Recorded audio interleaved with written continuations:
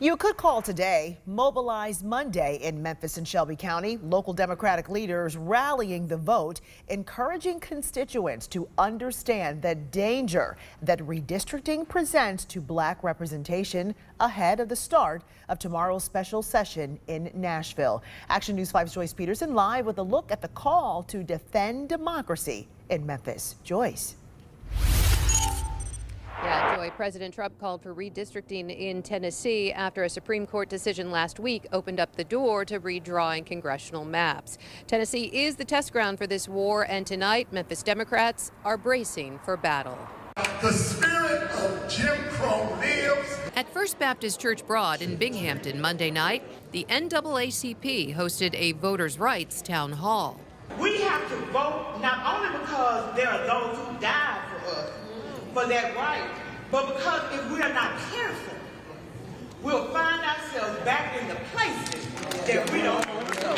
At the same time, the Equity Alliance, a black woman-led grassroots organization, held a virtual meeting to mobilize, explaining the Voting Rights Act and redistricting and gerrymandering. This is not just happening in Tennessee. This is actually happening across the South. As Tennessee Republicans prepare to redraw congressional maps at a special session starting Tuesday in Nashville, Monday, a call to action all day in Shelby County, the second largest majority black county in America. Population 910,000, 54% black. State Rep Justin Pearson rallied Monday morning to save the 9th Congressional District, the only majority black district in the state, walking 9 miles across Memphis. What they are trying to do right now, is the new 3/5 compromise. They want our bodies for representation while denying us agency in our humanity.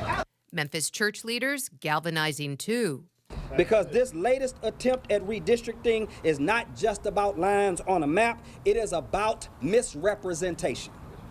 It's about whether the voices of black people in this state will be heard or hidden. Words of warning from Democratic leaders to voters on the eve of what could be historic change in Tennessee. We need to be more present in what's going on in our community because, like someone said, this did sneak in on us, and we should not allow anything to sneak in on our communities. All right, Prince George's County, Maryland is the largest majority black county in the U.S. with 960,000 residents. Again, Shelby County is the second largest majority black county with 910,000 residents. PG County is divided into 3 congressional districts.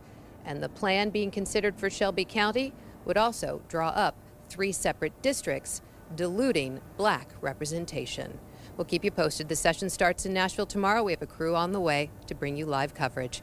Reporting in downtown Memphis tonight, I'm Joyce Peterson. Joy, back to you in the studio.